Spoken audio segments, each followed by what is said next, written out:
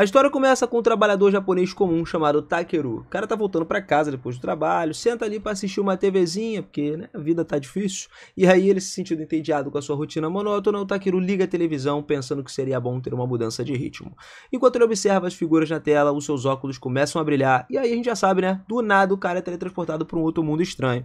Um homem desconhecido recebe ele com uma xícara de chá, deixando o cara muito confuso. E aí o homem começa a explicar que é um gerente do sistema solar daquele mundo. Maluquice pura. Takeru assiste enquanto o homem cria um mini planeta chamado Matius ao seu dedo ali. O gerente ele diz que o planeta Matius é um lugar inóspito, onde nenhuma civilização pode prosperar. Ele derrama uma gota d'água no mini planeta e diz que esse seria o efeito da presença do Takeru em Matius. Chocado com essa responsabilidade repentina, Takeru fica sem entender, sem reação nenhuma. Então o gerente revela que o Takeru perderia sua alma de alguma forma, já que ele estava morto.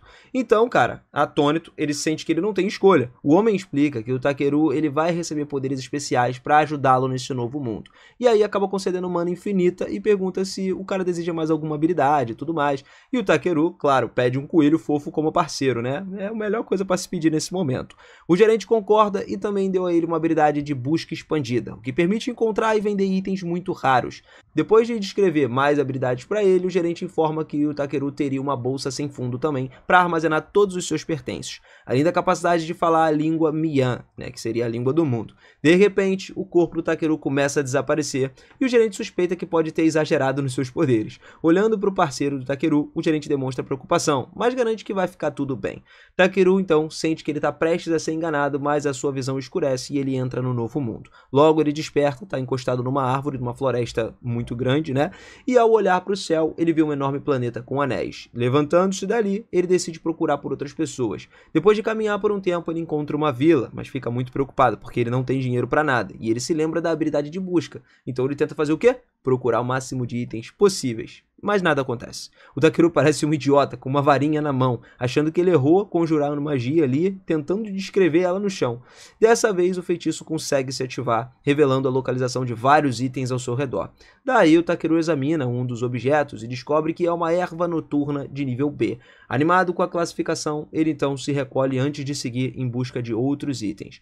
Porém, acaba se decepcionando ao descobrir que todos os demais são de nível E, e em seguida encontra uma pedra bonita, mas a análise acaba revelando que é, na verdade, cocô de monstro. Para sua surpresa, esse excremento é classificado como nível C, e ele guarda todos os itens na sua bolsa sem fundo, né? Parte para poder vender eles na vila. Chegando lá, ele encontra o guarda bocejando na entrada, o guarda se surpreende com a altura dele, né? E pergunta se ele é um cavaleiro. Takeru explica que ele é só um coletor. O homem se apresenta como o Capitão Marlo, responsável pela defesa da vila. Marlo abre o portão e diz que tem uma loja geral onde Takeru poderia vender todas as suas ervas.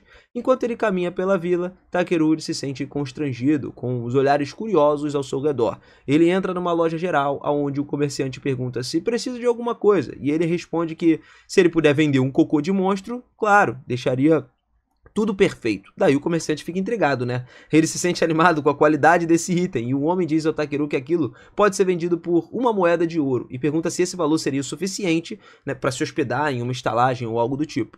E o comerciante explica que uma moeda de ouro cobre 2 noites numa estalagem, já que o custo é de 500 graves por noite, né? E o Takeru fica chocado percebendo que um cocô vale tanto, né? Coisa louca, e ele acaba aceitando ali feliz esse preço oferecido. O comerciante então esfrega um excremento brilhante no rosto e acaba perguntando se o Takeru tem mais materiais.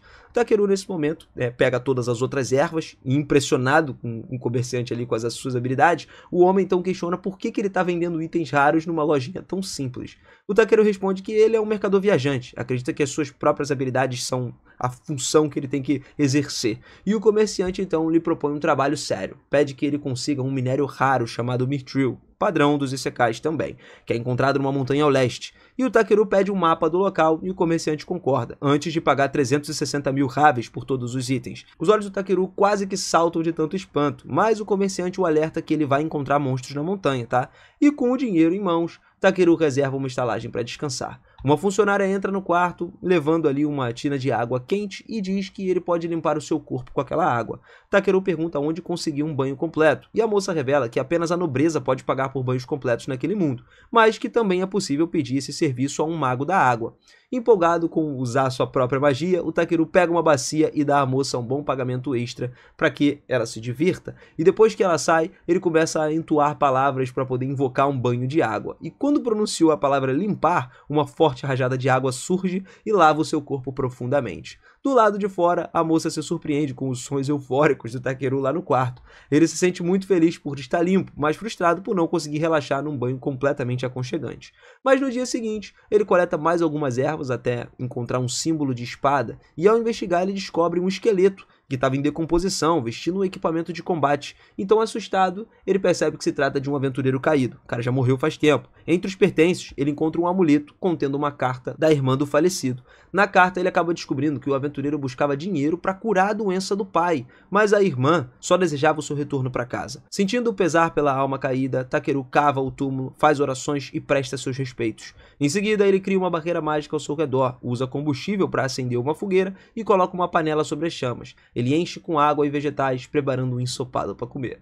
Depois de acrescentar carne, ele observa os ingredientes cozinharem lentamente e quando o prato fica pronto, experimenta e acha delicioso. Agradecendo ao mundo do céu gelado ali pelas especiarias tão saborosas, ele come e depois de comer, o Takeru segue para a Floresta Branca dos Dragões Antigos. Sabendo do perigo que os monstros da região poderiam, causar, ele conjura um feitiço da luz, que revela várias ervas pelo caminho. Só que ele acaba se decepcionando ao não encontrar nenhum minério. Ainda assim, ele se sente grato por não ter topado com nenhum monstro ali, porque se topasse ia dar ruim, enquanto ele estava coletando as ervas.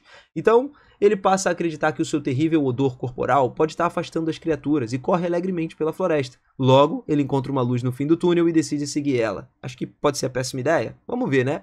Só que o Takeru, ele acaba despencando num abismo profundo. No desespero, ele começa a entoar palavras de todos os dicionários ali até finalmente encontrar o feitiço de voo. Uma aura brilhante envolve o seu corpo e faz ele pousar com segurança no chão. Aliviado, ele nota símbolos de minérios ali espalhados ao seu redor. Takeru então pega o martelo e começa a minerar, quebrando um pedaço e acaba descobrindo que se trata de um minério de prata, mas não encontra nenhum mithril, que era o que ele estava procurando. Usando novamente o feitiço de busca, detecta um minério escondido, mas percebe que o chão começa a tremer ao seu redor. Decidido a pegar esse minério rapidamente, ele lança uma bola de fogo contra a rocha oculta. Quando o feitiço despedaça a pedra, encontra pequenos fragmentos de mithril escondidos no seu interior. E decepcionado com a pequena quantidade, ele acaba ignorando o chão que tremia e continua procurando por mais minérios. Ele começa a explorar o restante da caverna, encontra um lago subterrâneo cristalino na sua profundidade e fica muito ansioso. Então o bicho já sai correndo para analisar a água ali, descobrindo que se trata de uma água elemental mágica de classificação S. E aí o Takeru se sente muito animado com essa descoberta valiosa, mas logo ele descobre que aquela água, na verdade, provém do ninho de um dragão ancestral. Uma voz profunda começa a ecoar pelo local, perguntando a identidade do intruso, e o Takeru, no entanto, ignora e pergunta ali se fica pensando em como poderia coletar aquela água. Ele tenta beber um pouquinho, mas de repente o lago entra em erupção e o dragão acaba emergindo furioso dali. A criatura ordena que o Takeru pare de ignorá-la, mas ele apenas observa em silêncio e o dragão percebe a calma do jovem diante da sua presença. Takeru pede desculpas porque acabou invadindo o covil daquele dragãozão e enquanto examina o corpo do Takeru, o dragão ele sente algo estranho, em se submeter àquele humano. Ao mesmo tempo, ele passa a respeitar sua coragem e pede para saber a sua identidade. Takeru se apresenta como um humano, surpreendendo o dragão com uma imensa quantidade de mana no seu corpo.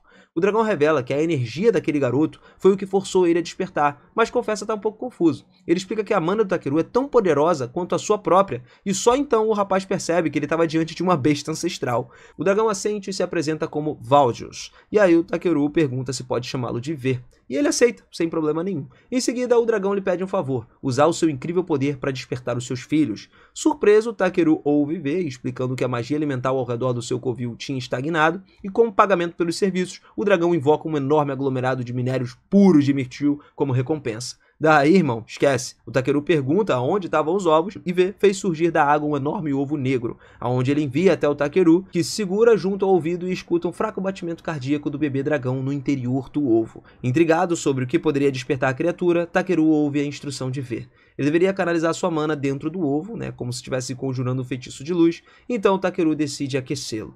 Depois do aquecimento, o ovo libera uma aura poderosa e começa a sugar toda a mana do Takeru. Nesse momento, V ri como um vilão, e Takeru percebe que tinha sido enganado pelo velho dragão ardiloso. Enfraquecido, a sua visão começa a escurecer e ele sente como se estivesse afundando em água no meio do torpor. E o Takeru ouve uma voz estranha repreendendo ele pela sua imprudência. Um homem aparece diante dele e aponta que ele deveria ter fugido do dragão, revelando que ainda tem manipulado o planeta de Mythos por milênios, mas o Takeru, em apenas 2 dias ali, já tinha abalado o mundo inteiro. O homem acredita que a imprudência do Takeru pode enfraquecer a proteção do gerente do espaço, mas lembra que ainda tinha desejado de alguma forma uma parceria fofa. À medida que os olhos do Takeru se fecham novamente, o homem afirma que ele merece alguns problemas. Então, antes que ele pudesse pedir qualquer explicação, a visão se desfaz e Takeru desperta no mundo real. Dentro da caverna escura, ele ouve uma voz fofa e gritando, e em seguida V pergunta se ele está bem. Takeru fica desconfiado, acreditando que V estivesse pregando uma peça com uma voz falsa e lança um feitiço de luz para confirmar. Só que ele encontra um filhote de dragão que começa a piar para ele ali, pulando direto no seu rosto. E depois que o Takeru coloca o bebê dragão no chão, V pede a ele para que lhe dê um nome. Takeru fica surpreso por V permitir que ele nomeie seu filho, e o dragão explica que o seu filho já possui um enorme nome de dragão, mas Takeru deve dar a ele um nome comum. Takeru se levanta, começa a pensar intensamente e acaba decidindo chamar ele de B, por causa da cor preta e tudo mais, então seria Black, né? Amando o seu novo nome, B acaba começando a lamber o rosto de Takeru para demonstrar sua gratidão. V chama seu filho do nome completo, que é Black Nob Valdius, e elogia Takeru pelo apelido adequado. Em seguida, ele permite que V viaje pelo mundo junto com Takeru. E aí seria interessante, né? Só que aí o Takeru sente o bebê se juntar ao seu grupo e tal. Talvez não seja uma escolha boa, porque ele lembra V de que deveria passar um tempo com seu bebê recém-nascido e tudo mais. E ele pensa que V não deveria confiar o seu filho a um estranho, mas o dragão confia em Takeru, já que ele é mais forte do que o próprio dragão. Então V lança um feixe sobre a bolsa do Takeru antes de afundar de volta na água. Enquanto B acaba continuando lambendo o rosto do Takeru, V se despede antes de desaparecer nas profundezas. Takeru fica surpreso com a experiência surreal e acaba perguntando seriamente se ele está pronto para uma jornada de aventuras. E B acaba aceitando feliz. Então Takeru lava o rosto fedorento ali para proteger o nariz durante as próximas aventuras, e depois de algum tempo o Takeru sai da caverna com B, observando ela zumbi feliz por ali, pela floresta, mas ele começa a pensar que talvez viajar à noite não seja uma boa ideia. E aí o cara começa a sentir fome também, né? Então ele decide acampar ali mesmo para poder passar essa noite. Enquanto se prepara para comer, Takeru pega um pouco de água mágica elemental. Ao olhar para a água na sua bolsa, ele se lembra de que V conectou o lago mágico àquela bolsa, né? Para que ele pudesse fornecer água e comida ali para B sem problema. B bebe um pouco de água, fica muito feliz e pede mais. Então Takeru lhe dá outro copo. Só que B oferece pro Takeru esse copo aí e ele aceita provar a água mágica por si mesmo. Depois de beber a água refrescante, Takeru coloca algumas pedras mágicas e lança uma barreira ao redor delas. Usando essas pedras preciosas com tanta facilidade, ele se recorda justamente de como são valiosas naquele mundo. Porém, como ele pode criar pedras mágicas com sua própria mana, Takeru se sente livre para usar elas até por conveniências menores, né? Com outra pedra mágica pronta, ele vai lá, aquece ela para começar a cozinhar. Até B fica surpreso justamente por ver ele transformando as pedras caríssimas num fogão de cozinha, né? Mas ele sabe que é o mesmo prato de antes. Takeru prepara então um bife no ensopado animado para comer, já sabe o sabor que é delicioso, tá? B tava doido. Então, ele nota B salivando diante daquela carne, mas fica preocupado que comidas diferentes possam lhe fazer mal. Takeru oferece uma pequena porção para B experimentar. E aí, cara, ela queima a boca com a comida quente. Para ajudar ela a comer, Takeru então sopra o alimento ali, resfriando ele, e finalmente B aproveita o ensopado e enche a barriga com a refeição. Observando o pequeno dragão deitado, Takeru se pergunta por que ele simplesmente não parece triste por ter deixado seu pai. E em resposta, B apenas o abraça e Takeru percebe que ele está feliz por viver com ele. Satisfeito com toda aquela reação, ele verifica o status de B, mesmo sendo tão jovem, B já é de rank B, logicamente, e possui várias habilidades elementares poderosas. Takeru fica muito sério sobre o potencial de B, mas pensa justamente que ela ainda é uma criança que precisa ser criada adequadamente. E olhando para o bebê preguiçoso, cara, ele adverte que seria bom não fazer nada perigoso mesmo sendo forte. Takeru lembra aquele dragãozinho de que seria repreendido por ver se algo de errado acontecesse, mas ela acaba adormecendo antes mesmo que ele termine de falar. Observando ela dormir, Takeru se pergunta se o agente especial lhe deu de propósito, sei lá, um parceiro réptil, né? E no dia seguinte, o Takeru sobe a montanha para poder chegar novamente na floresta. Ele fica surpreso ao ver um lugar que parece tão pacífico durante o dia e ele pensa que talvez devesse não se preocupar tanto com as regras do mundo do céu gelado. Enquanto B começa a brincar, Takeru usa as habilidades de busca para encontrar várias ervas e vender elas. Ao descobrir algumas ervas novas, B retorna apavorada. Takeru procura por monstros, detectando vários na área, lembrando de que se antes os monstros fugiam por causa do seu cheiro. Então ele conclui que o banho da caverna removeu esse odor dele. E querendo aproveitar, conseguir alguns materiais dos monstros, o Takeru se prepara para lutar. avançar. De repente, um feroz falcão de pedra surge ali rugindo atrás dele, mas Takeru acha adorável, comparando ali a bola aterrorizante que ele enfrentou antes. Então, notando a carne do pássaro, ele decide transformá-lo em KFC, que seria a comida perfeita no momento. Quando o pássaro começa a avançar contra Takeru, ele acaba criando um escudo e prepara algumas agulhas de gelo para poder atacar. Com um único golpe, ele transforma o pássaro numa carcaça de galinha. Em seguida, ele se volta para alguns lobos serpente ao seu redor, e quando o lobo investe contra ele, Takeru usa sua habilidade de aumento de velocidade e salta para evitar o ataque. Depois endurece o corpo com outra habilidade e acerta um chute no crânio do animal. Depois de derrotá-lo, elimina mais 2 lobos, mas um sorrateiro tenta atacá-la por trás. Ainda assim, ele o derruba facilmente antes de finalizar o resto da alcateia. Takeru começa a coletar toda a carne e os materiais dos monstros, mas percebe que ainda mais criaturas estão se aproximando. Sem querer passar o dia todo lutando, ele se pergunta como escapar. Nesse momento, B o agarra e tenta bater as suas asas com força. Takeru não acredita que B seja forte o suficiente para levantá-lo, mas para sua surpresa, ela acaba conseguindo. Para ajudar o pequeno dragão a voar com mais facilidade, ele reduz o seu peso com um feitiço e os dois disparam pelos céus juntos. Enquanto a mulher abre os olhos, B leva Takeru para um espaço e ele diz que eles estão indo rápido demais. Surpreso, o filhote de dragão solta o Takeru no chão e ele acorda com um dragão lambendo o seu rosto e percebendo que, na verdade, ele só tirou o cara da floresta. E o Takeru ficou chocado com a velocidade com que o B fez fazendo isso tudo e agradece pela sua ajuda. No entanto, ele acaba lembrando o dragão para poder pegar mais leve na próxima vez, né? Já que ele não conseguiu lidar com toda a sua força.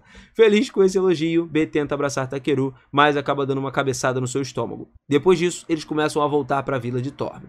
Naquele momento, cara, enquanto eles estavam caminhando, B nota um galho estranho na mão do Takeru, e ele explica que chama o galho de Indrussel.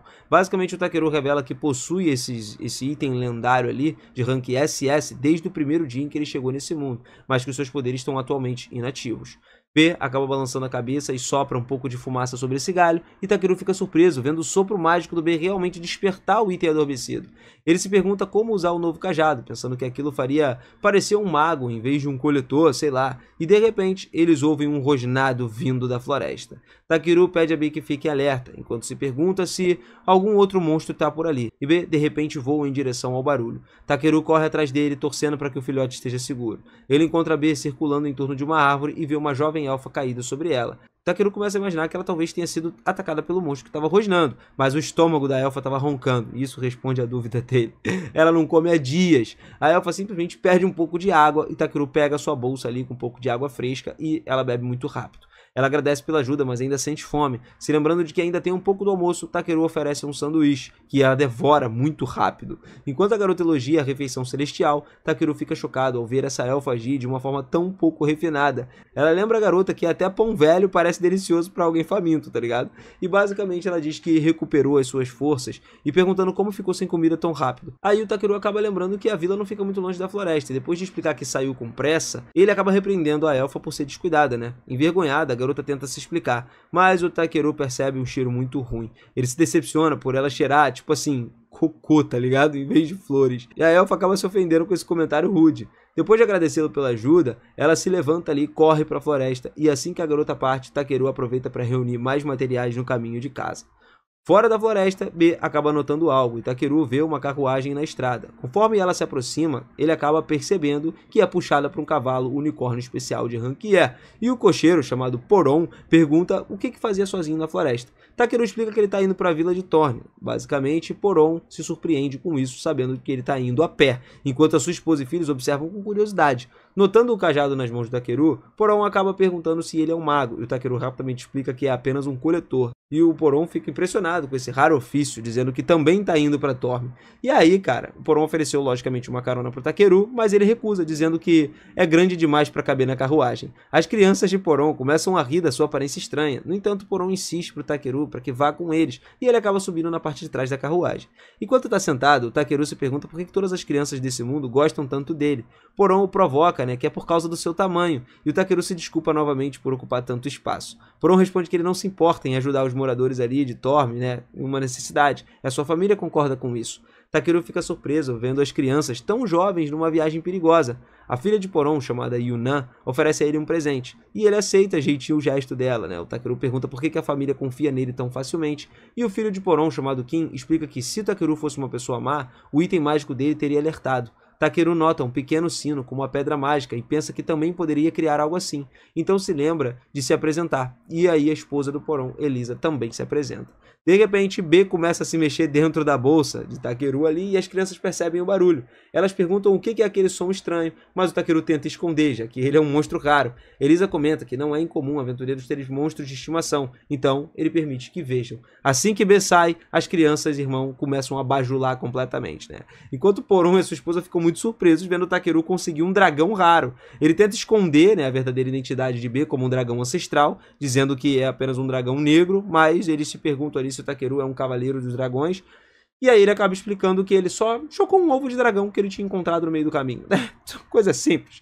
Enquanto B usa o Takeru como se fosse massinha de modelar, Poron fica chocado por ele ter conseguido chocar um ovo de dragão sozinho. Takeru então pergunta a Elisa o quão raros são os dragões, e ela explica que já é incomum ver um cavaleiro de dragão. Encontrar um dragão de verdade não é uma coisa fácil. Pensando nos cavaleiros de dragão dos jogos ali, de videogame e tudo mais, Takeru se pergunta se poderia encontrar um nesse mundo.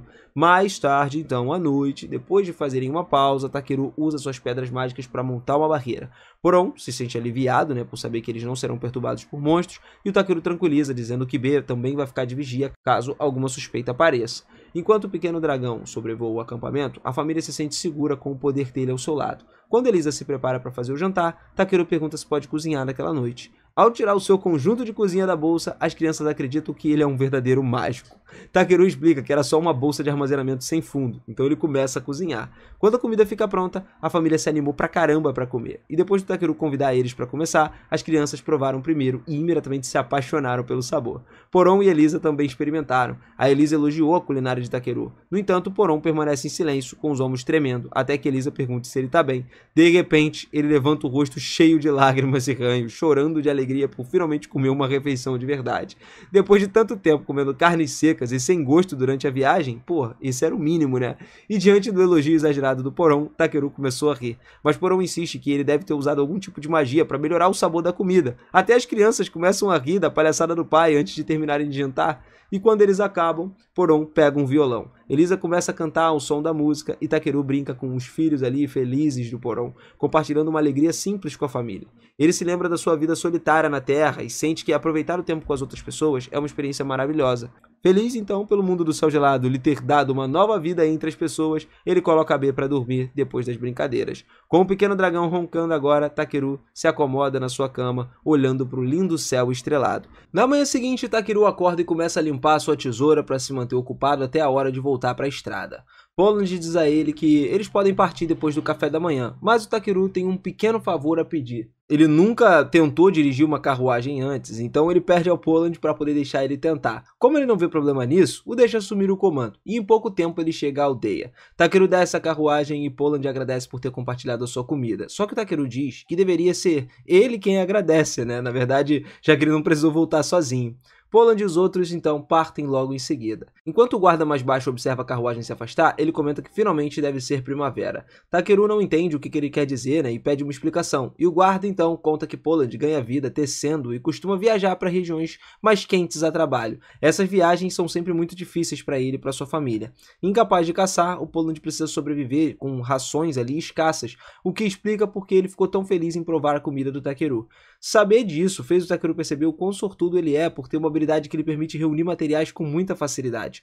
Pouco tempo depois, Takeru volta para a loja de Jerome ali, justamente para entregar os materiais que ele tinha reunido, né, e fazer um pequeno teste. Ele coloca o minério mágico de Mithril lá que pegou, né, na toca do dragão, junto com um pouco de Mithril normal, para poder ver se o Jerome seria o tipo de pessoa que tentaria enganar ele. Jerome passa um bom tempo examinando as pedras e por fim conclui que aquelas em particular devem ser um pedaço de minério mágico de Mithril. Ele explica que alguns desses minérios contêm magia suficiente para substituir a maioria das pedras mágicas do reino, e o Takeru finge surpresa, mesmo já sabendo disso. Jerome diz que é incrível ele ter encontrado algo tão valioso, mas o Takeru tenta minimizar ali, afirmando que ele achou por acaso durante uma viagem, tá? E mesmo assim o Jerome insiste que é preciso muita habilidade para encontrar algo assim. Então o comerciante recomenda que o Takeru vá para a cidade de Belsen, que é muito maior do que aquela vila, né? Apesar dele não gostar da ideia de ver um talento como o Takeru partir, Jerome diz que lá ele poderia encontrar uma variedade muito maior de itens para poder comprar e vender. Ele apenas pede que, quando o Takeru fizer um nome para si mesmo, envie enviar alguns clientes para a loja dele.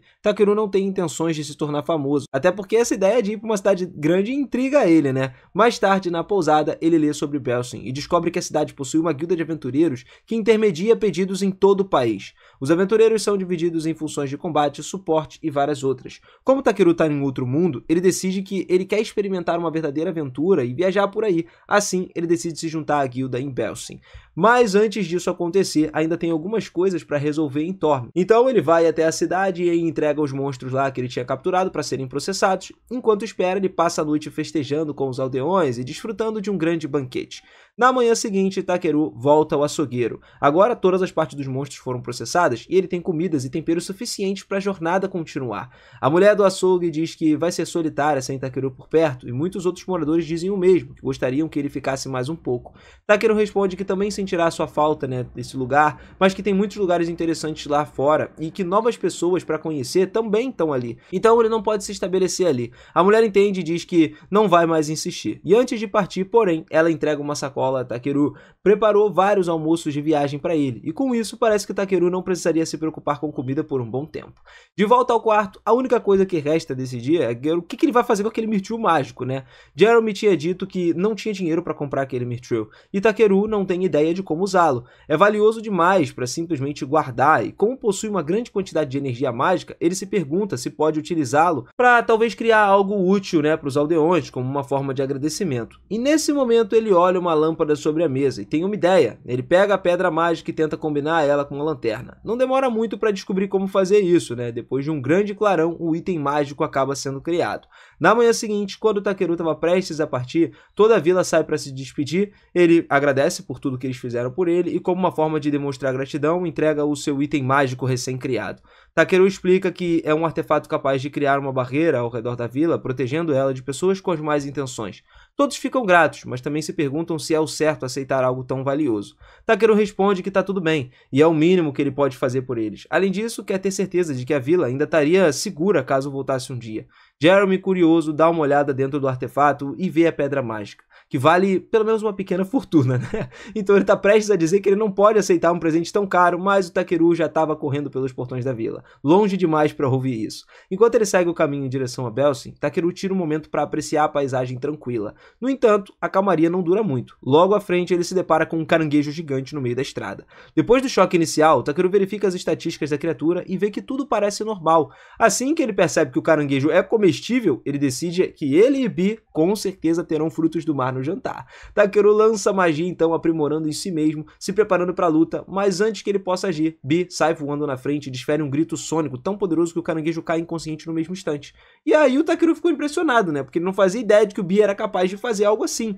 Mas a batalha ainda não acabou. De repente, mais dois caranguejos aparecem. E aí o Takeru acha que ele estava seguro, né, no meio da estrada, já que os caranguejos normalmente só conseguem se mover de forma lateral, mas ele estava terrivelmente enganado. Esses monstros conseguem se mover para frente e mais rápido do que o normal. Em poucos segundos, os dois o cercam, prestes a esmagar ele, e antes que consigam alcançá-lo, Bee puxa Takeru para o ar, fazendo com que os caranguejos se choquem um contra o outro. Takeru agradece pela reação rápida de Bee, né? Mas a luta ainda não terminou. O primeiro caranguejo, que tinha sido nocauteado, recupera a consciência e vai para cima novamente contra o Takeru. Ele invoca o seu cajado e acerta o caranguejo com um golpe certeiro, lançando ele para o alto e finalizando a criatura de uma vez por todas. Agora que todos os caranguejos foram derrotados, Takeru decide começar a prepará-los. Ele usa o endurecimento do seu braço para transformá-lo numa espécie de faca improvisada e começa a cortar todas as garras e pernas. Poucos minutos depois, ele acabou já separando todos os membros e colocando eles para ferver. Então pega uma panela gigante e não me pergunta de onde que ele tirou isso, que eu não sei. Ele adiciona uma água e um pouco de sal e depois de algumas horas a carne do caranguejo finalmente está pronta. Ele e Bee começam a comer e ficam encantados com o sabor. A partir desse momento, Takeru decide que ele vai derrotar e provar o máximo de monstros possíveis só para experimentar novos tipos de refeições. Alguns dias depois, Takeru e Bee chegam no portão da cidade de Belsen. Ele fica maravilhado com todas as imponentes muralhas ali e tal. Tinha uma longa fila no portão onde os guardas estavam realizando as inspeções. Antes que chegue a sua vez, o Takeru decide disfarçar sua bolsa mágica. Seria um problema, né, se descobrisse que ela tem armazenamento infinito. Quando finalmente ele é chamado, ele é levado para uma sala ali separada, né, para inspeção, e enquanto os guardas examinam seus pertences, um outro pergunta o que traz ele a Belsen. E o Takeru explica que ele veio se inscrever na Guilda dos Aventureiros, aventureiros. O guarda entende, afinal Belsin abriga a maior guilda de todo o continente. Embora não ache Takeru suspeito, ele ainda precisa cumprir um protocolo, então diz que vai examiná-lo com um dispositivo chamado avareza. Takeru nunca ouviu falar e pergunta o que é, e o guarda explica que serve para verificar se uma pessoa é suspeita ou não. Ele não se importa, afinal isso é uma revista completa, né, do corpo e tal. O guarda usa o aparelho e depois de alguns segundos diz que não há nada fora do comum. Curioso, Takeru usa sua própria habilidade para analisar o dispositivo e ver a janela de estatísticas que o guarda acessa. Basicamente, o relatório mostra que ele é um usuário de magia, e Takeru fica aliviado ao perceber que a sua longa lista de habilidades divinas não aparece nesses exames comuns. Os guardas então devolvem seus pertences, mas antes de deixar ele seguir, fazem mais uma pergunta. Por que ele possui a bênção dos dragões no seu status? Aí o Takeru explica que é provavelmente por causa do seu animal de estimação, então ele chama Bi, e os guardas ficam maravilhados com o quão fofa ela é. Não tem regras contra ter dragões de estimação, então o Takeru tem permissão para levar ela tranquilamente. Porém, o guarda avisa que Bi precisa de uma etiqueta como prova de propriedade, caso algo aconteça na cidade, tá? Takeru não trouxe uma coleira, mas ele se lembra do amuleto da sorte que ele ganhou das crianças do Poland, então ele amarra na cauda de Bi e o guarda aprova isso. Depois disso tudo, os guardas registram a entrada do dragão de estimação e informam que para chegar à guilda, basta seguir ali pela estrada principal. Ao dar os seus primeiros passos pela cidade, Takeru fica ainda mais impressionado. Belsin é muito maior e mais viva do que ele imaginava. Bi então aponta para um grande edifício no final da rua, certamente era a Guilda dos Aventureiros. Takeru entra, observa aquele ambiente cheio de energia e muito barulho. Poucos momentos depois, uma mulher chamada Europa se aproxima e recebe eles calorosamente. Ela leva até a recepção, onde Takeru é atendido por Ariana. A recepcionista pede que ele preencha seu nome e a ocupação no formulário. Tudo parece muito simples, tá? Mas o Takeru, ele começa a se perguntar por que ele consegue entender o idioma desse mundo tão facilmente. Depois de preencher o formulário, Ariana pergunta se ele tem alguma experiência em combate, e ele responde que já derrotou um grifo, um bando de lobos e também alguns caranguejos gigantes. E ela acha isso tudo muito impressionante, né? Ou até exagerado. Com um certo ceticismo, ela se pergunta se ele tem alguma prova dessas vitórias. E aí o Takeru diz que sim, então ele avisa que são provas bem grandes, tá? Ariana fica curiosa e permite que ele mostre. Pro choque de todo mundo, ele sai puxando o caranguejo gigante de dentro da bolsa dele e coloca no meio da mesa, que é instantaneamente esmagado pelo peso. E aí ele percebe que pode ter exagerado um pouquinho, né? Mas em sua defesa ele tinha avisado que era uma coisa grande, era uma prova grande pra caramba. Os membros da guilda se reúnem e o mestre da guilda aparece perguntando o que tá acontecendo. Takeru explica que ele só queria mostrar o caranguejo pra Ariana, e o mestre compreende, mas fica intrigado com a bolsa de itens, perguntando onde ele conseguiu aquilo. O Takeru responde que ele foi um presente, e o mestre usa sua própria habilidade para confirmar que é verdade. A sua habilidade é muito semelhante à do Takeru, né? Mas em vez de janelas de status, ele enxerga a aura das pessoas, o que ajuda a distinguir boas e más intenções. Como o Takeru parece inofensivo, não tem um motivo para punir ele, tá? O mestre diz que eles podem avaliar o caranguejo, e inclusive pagar por ele até o fim do dia, mas o Takeru responde que ele pretende comer o caranguejo mais tarde, o que deixa todo mundo boquiaberto. Com a comoção aumentando, Ariana decide terminar o registro dele em outra sala. Lá, ela começa a falar que, pelo que viu, Takeru é um lutador de verdade, e ela finaliza o registro entregando a sua abraçadeira da guilda. Apesar das suas habilidades, né, ele precisa começar na classificação F conforme as regras, mas com o talento que ele demonstrou, ela tem certeza que o Takeru vai subir de rank muito rápido. Percebendo que agora ele combina com Deb, muito pouco depois disso, Takeru encontra uma família de aventureiro que tinha morrido na floresta. Para devolver os pertences dele, dá uma triste notícia, no final das contas, ele diz que o encontrou na floresta perto da aldeia de Torme, mas duvida que ele tenha sofrido de alguma forma. A família começa a chorar ali, ouvindo a notícia. A mãe do aventureiro comenta que ele sempre foi imprudente, sempre causou problemas. Seu marido agradece ao Takeru justamente por ter vindo informá-los, né? Mas um ataque repentino interrompe tudo ali. Logo depois, o Takeru se lembra de que foi Ryan quem identificou os pertences do aventureiro e disse que se tratava de Velour Fent, que era um homem que aceitava trabalhos para poder pagar, né, o remédio do pai, e o Takeru ele só tinha intenção de entregar os pertences de Velour à sua família. Só que vendo o estado do pai dele, ele decidiu fazer algo muito mais apropriado para ajudar eles. Então, algum tempo depois, ele se reúne com um avaliador no Grêmio. Ele diz que tem 8 folhas de prara e 6 raízes de polo, além de 20 cogumelos lápis, né? E 20 cogumelos também mer. Aí o avaliador fica animado, né? Vendo todos os itens, comenta que nunca tinha visto cogumelos tão grandes, acrescentando que seus clientes também falaram muito bem dele. Embora ele esteja há pouco tempo agora no Grêmio, eles já querem contratá-lo para os trabalhos específicos. E o Takeru admite que se sentiu honrado, né, ouvindo isso tudo, e nesse momento, Ariana entra na sala ali para informar ele de que receberam muitas solicitações de trabalho para ele. É claro que ele não pode aceitar todas, mas decide pegar pelo menos algumas. Ariana agradece e diz que as notificações dos clientes são grandes, e depois do longo do dia, o Takeru ele decide relaxar nos banhos da cidade, se sentindo grato por poder tomar um banhozinho nesse mundo, né? Já se passou meio mês desde que eles chegaram a Belken, né? E quando tinham acabado de chegar, o local estava muito sujo. Por isso ele não hesitou em usar magia de limpeza. Agora ele pode terminar os seus dias aliviado ali, tirando o cansaço do corpo com um bom banho. E não estaria mais feliz do que isso. Enquanto relaxa, um homem lagarto do Grêmio chamado Clayston aparece ali, né? Se junta a ele no banho e Takeru se surpreende um pouco vendo o cara lá, já que ele não costumava aparecer nessas horas. Mas o Clay explica que suas velhas cicatrizes estão incomodando ele. Provavelmente significa que choveria em breve. Além disso, menciona que o Takeru também é capaz de lançar feitiços de cura, já que ouviu um boato de que ele tratou um homem doente nos Barros Baixos. Então o Takeru entende que ele se refere ao pai de Velura, porque naquele dia ele decidiu usar magia curativa para curar as doenças dele. Ele explica que apenas estava imitando algo que tinha visto antes. E embora também seja verdade, né, que ele não cobrou nada por isso, o Clay diz que ele realmente é um sujeito altruísta, mas que poderia ganhar uma fortuna se ele quisesse. Ao ouvir isso, o Takeru fica um pouco preocupado, imaginando que os curandeiros, cobrando por serviços ali, agora talvez odeiam ele porque ele fez de graça. E isso faz o Clay cair na gargalhada. Mas deixa aí o assunto de lado e pergunta se Takeru recebeu notificação para subir de patente. Takeru responde que ele estava satisfeito na posição atual. Ele não quer subir de nível. O Clay confirma mais uma vez que ele é mesmo desinteressado, mas adverte que agir assim só chamaria mais atenção. Takeru, ele tenta explicar que existem sim coisas que ele deseja, como uma tesoura afiada para poder coletar os materiais, e o Clay sai do banho dizendo que cara, não era disso que ele estava falando. Mas de qualquer forma, o único conselho que ele pode dar ao Takeru é que ele deveria aprender mais sobre esse mundo. Algum tempo depois, o Takeru então retorna ao Grêmio depois de completar um trabalho, e o mesmo avaliador de antes pediu a ele para subir de patente. Como já foi solicitado várias vezes, né? Afinal, a posição mais alta não está fora do seu alcance, considerando as habilidades que ele já demonstrou. Mais uma vez, o Takeru responde que realmente não está interessado em ascender, e no fundo sabe que se ele não tiver cuidado, subir de nível pode acabar trazendo mais problemas. Fazer o que ele quer a partir do nível baixo é muito melhor, então ele prefere manter as coisas do jeito que estão, porque deixavam ele em paz. Nesse momento, um aventureiro entrou ali na Guilda dos Aventureiros com uma notícia terrível. Os Goblins estavam atacando. O mestre da guilda, ele ordenou que eles entrassem em contato com todos os aventureiros de patente D em diante, né, para poder se reunirem lá na Estação do Norte e trazerem todos os magos curativos e médicos disponíveis.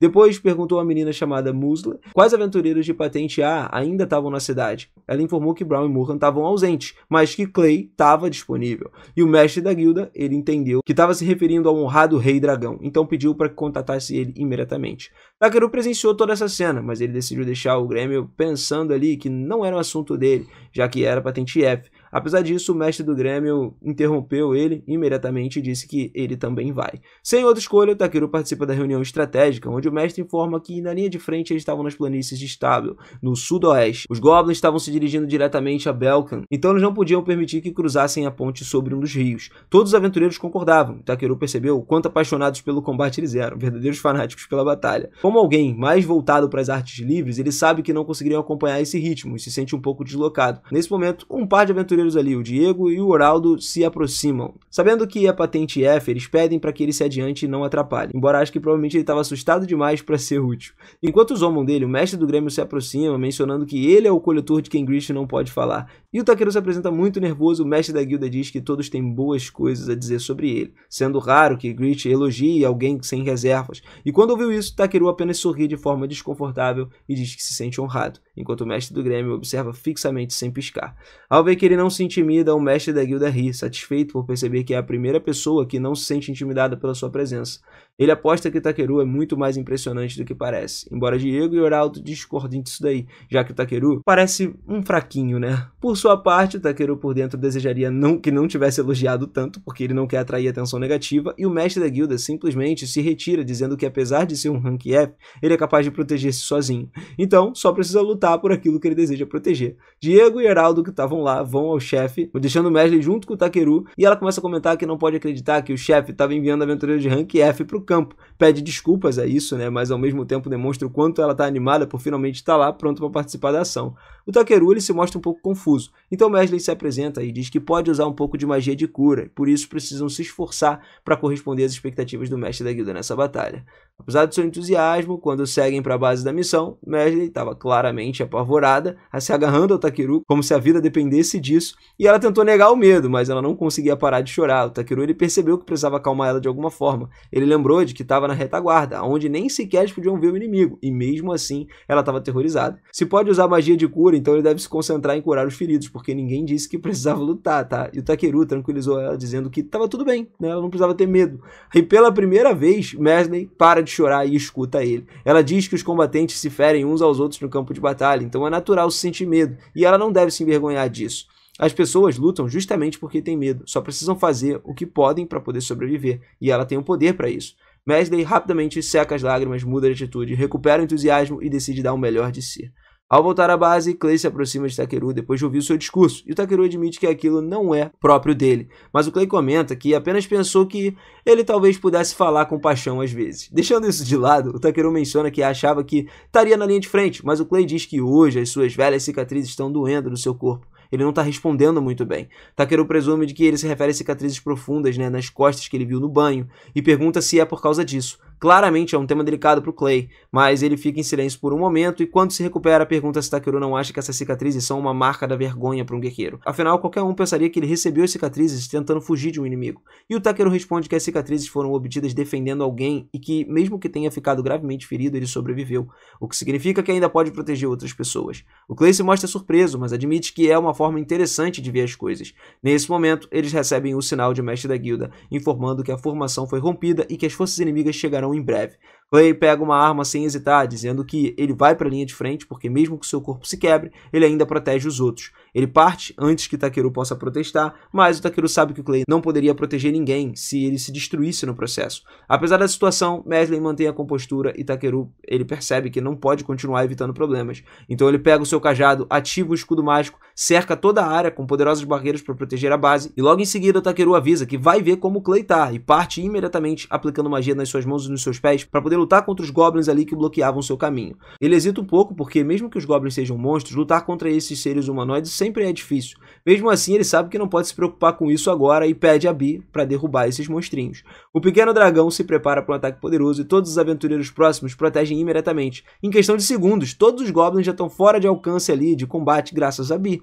E aí, Diego e Geraldo agradecem por terem sido salvos, explicando que um monstro de alto nível apareceu, que era um sargento goblin. A linha de frente começou a colapsar por causa dele, mas graças a tudo eles conseguiram escapar. Só que em algum momento eles se separaram, perderam o contato com Clay e aí não tinha como encontrá-lo. Em outra cena nós vemos o Clay lutando contra goblins sobre a chuva, mas a dor das cicatrizes faz ele cometer um erro fatal. Quando o goblin está prestes a acabar com ele, B os detém com um raio, e assim como antes, ela volta para a batalha. O Takeru se aproxima rápido do Clay, dizendo que sabe que o clima está fazendo as suas cicatrizes doerem. O Clay grita de dor quando o Takeru dá um tapa nas costas, e então o Takeru pede para que ele recue, dizendo que irão planejar um contra-ataque. Mal termina de dizer isso, um rugido forte começa a ecoar. Clay afirma que ele não pode recuar. Nesse momento, Takeru deixa claro que ele e B podiam lutar, mas o Clay advertiu que mesmo que fugissem, os goblins os alcançariam, e de repente o sargento goblin aparece com um ataque violento. Os goblins menores começaram a cercar eles, e depois de desviar do golpe, o Clay disse que eles deveriam fugir enquanto ganhavam tempo.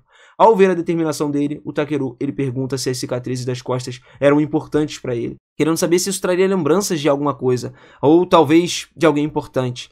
E enquanto lutava contra os goblins, o Clay respondeu que era apenas uma prova da sua teimosia, e por isso ele detestava elas completamente. Takeru confirmou então que ele não se importaria se essas cicatrizes apagassem. Assim, logo depois de B criar uma barreira, Takeru pegou um pouco de água sagrada da bolsa dele e lançou sobre as costas do Clay. Em seguida, ele conjurou um feitiço chamado Ridfulhas, e aí curou completamente o seu corpo. O Clay caiu de joelhos nessa hora, enquanto as cicatrizes desapareciam muito rápido e o corpo dele se transformou diante dos olhos de todos.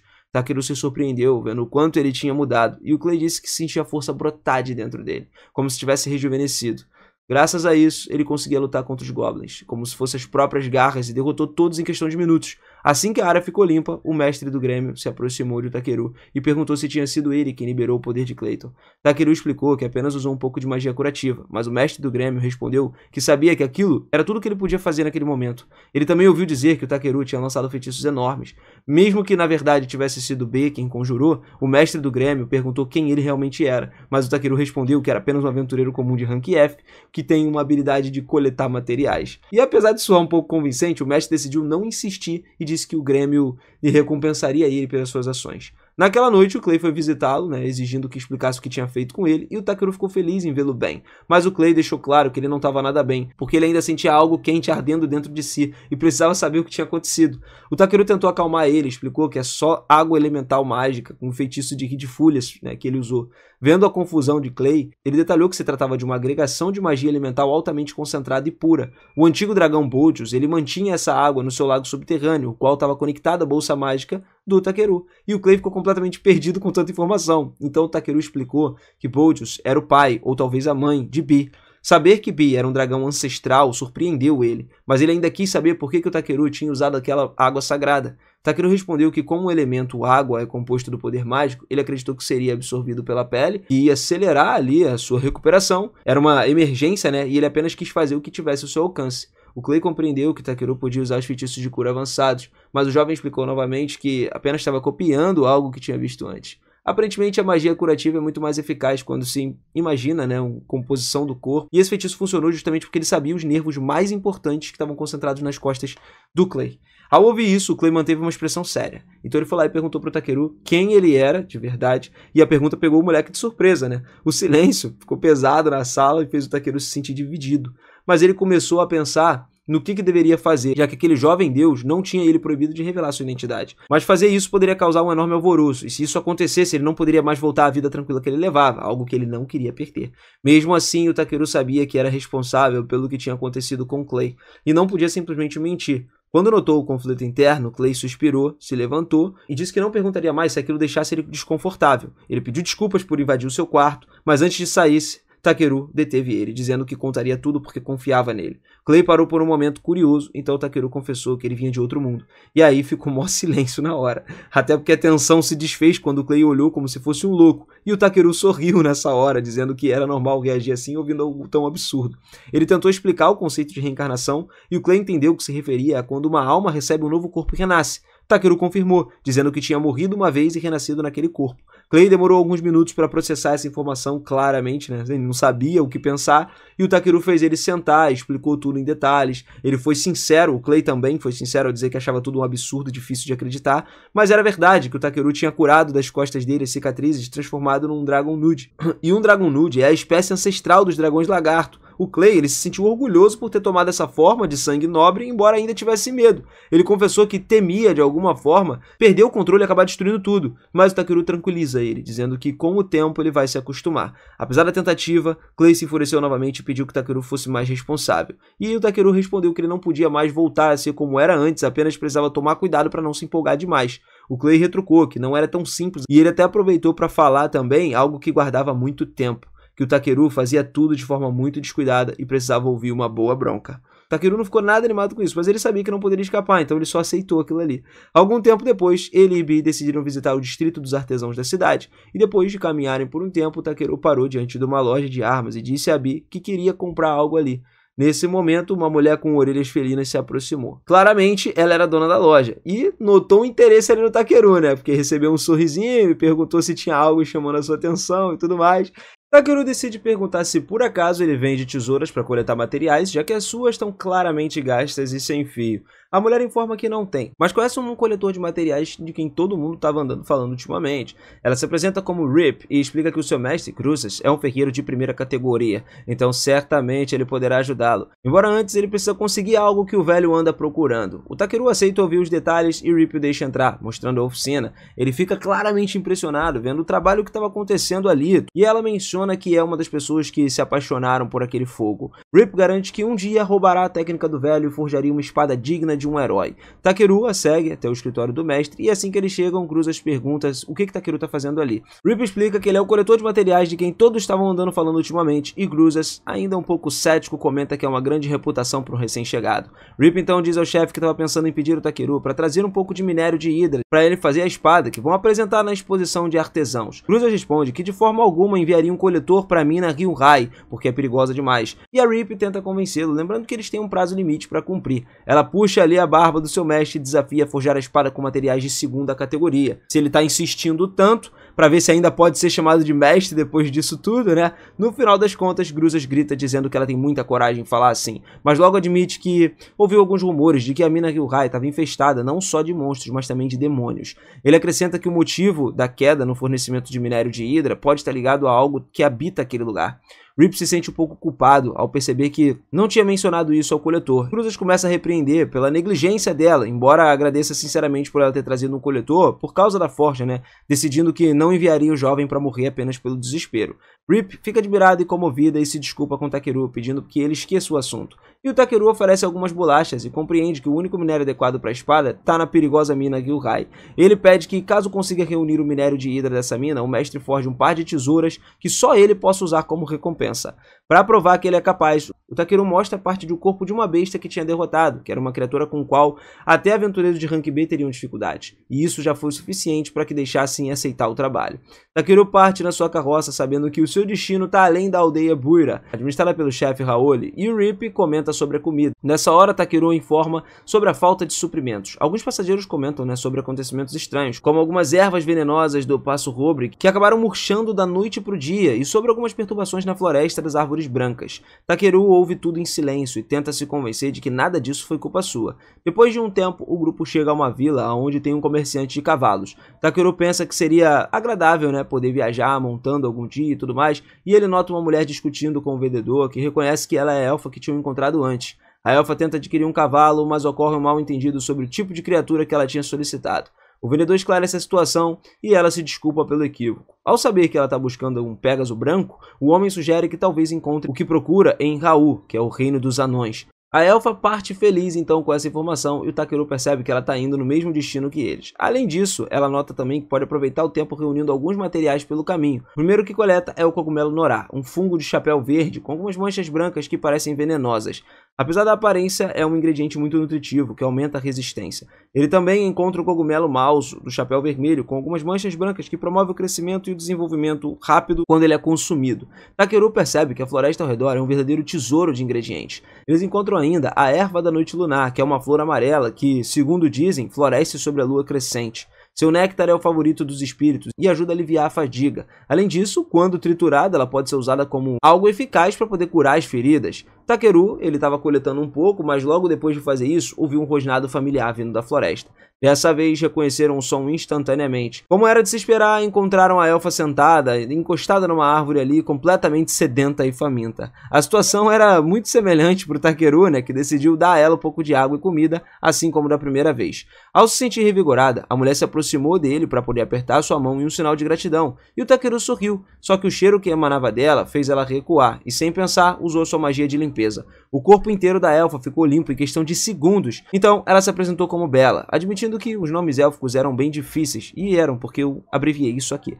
A elfa agradeceu sinceramente pelo favor recebido, tanto naquele momento quanto antes. Bi pareceu aprovar a presença dela e se mostrou muito contente em ter ela por perto, então Takeru decidiu aceitá-la como companheira até eles chegarem à próxima vila.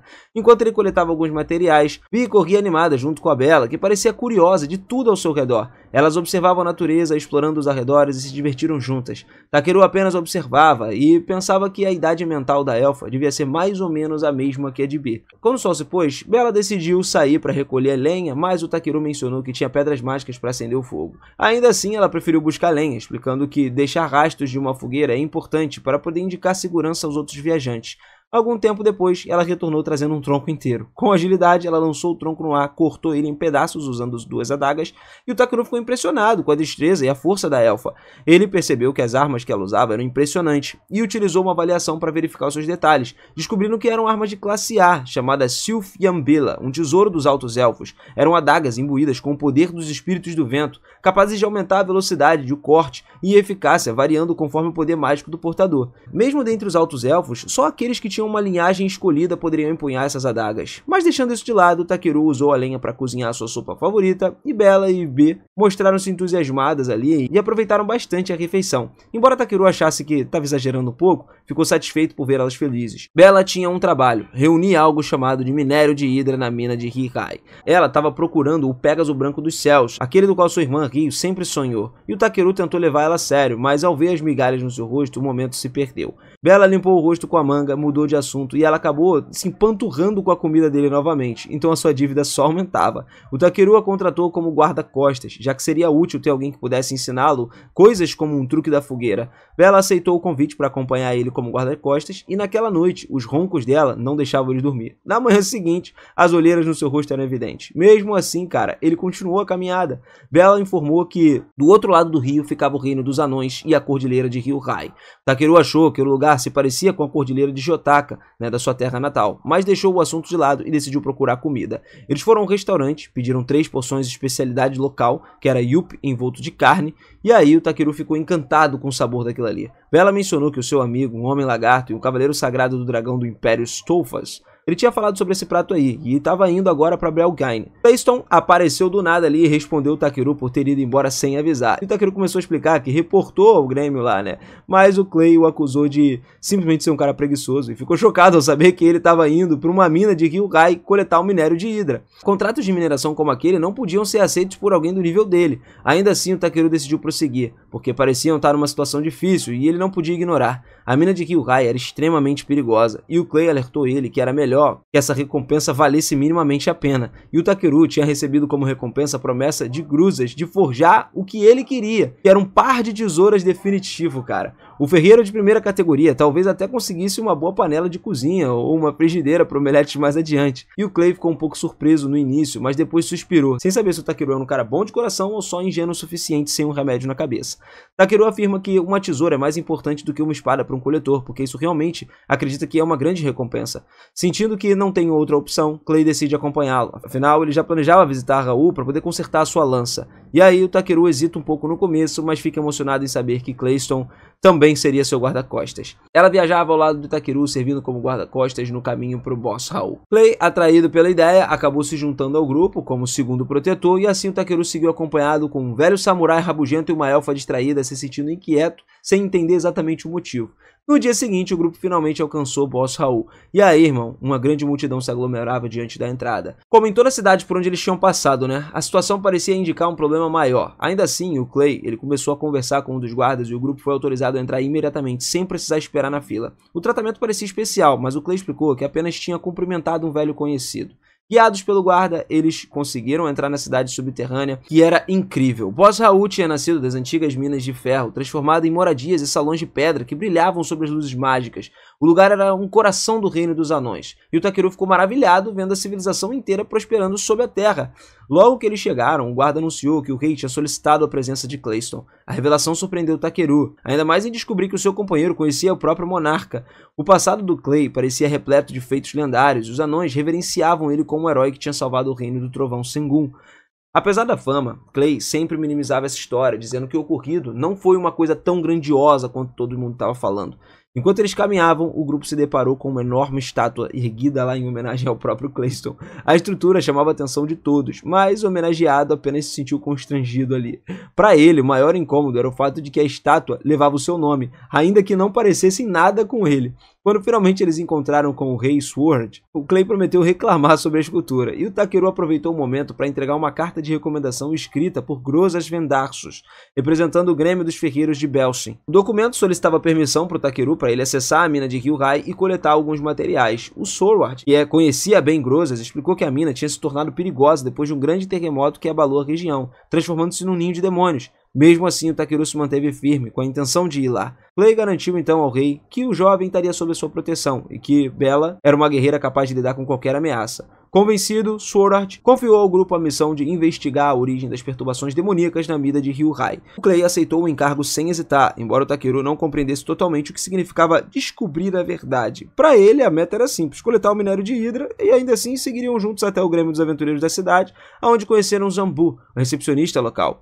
Zambu ficou responsável por guiar eles nos túneis, conduzindo o grupo até a entrada da mina. E o Takeru iluminou o caminho com um feitiço de luz, consultou o mapa que foi recebido para poder evitar se perder. A habilidade de identificar todas as composições minerais do ambiente ajudava a reconhecer diferentes materiais, mas ele percebeu que a reação mágica ao redor estava estranhamente fraca. O grupo então foi avançando mais profundo nas galerias até que Bi, o espírito guardião do Takeru, alertou sobre um perigo imenente. Clay ordenou que todos encostassem na parede, se preparando para um combate. A Bella desembanhou suas adagas, Takeru reforçou os companheiros com magia de suporte. A luta foi breve e intensa, e Bella finalizou as criaturas com precisão. Mais adiante encontraram um beco sem saída. Takeru, sentindo algo além da parede, ergueu uma barreira mágica e lançou rajadas de fogo, que lhe revelaram alguns veios brilhantes de Diltreta, que era um mineral muito raro e de altíssimo valor. Zambu mal conseguia acreditar no que ele estava vendo, cara. Enquanto eles admiravam aquela descoberta, Bi novamente o alertou. O rugido profundo ecoou pelas cavernas e a tensão tomou conta do grupo. O Takeru então pediu que os outros recuassem, porque precisava enfrentar aquilo pessoalmente. Das sombras adiante, uma criatura colossal apareceu. Era um caranguejo gigante que a presença fez o chão tremer, a escuridão se movia como se tivesse uma vida própria. E assim, a gente finalizou mais um episódio aqui. Eu tô louco pra ver o que vai acontecer no próximo episódio, tá? E eu acho que você também tá. Então já capricha no seu like, já se inscreve no canal e ativa o sininho pra você não perder absolutamente nada. Eu vou ficando por aqui, aquele forte abraço e até a próxima. Valeu!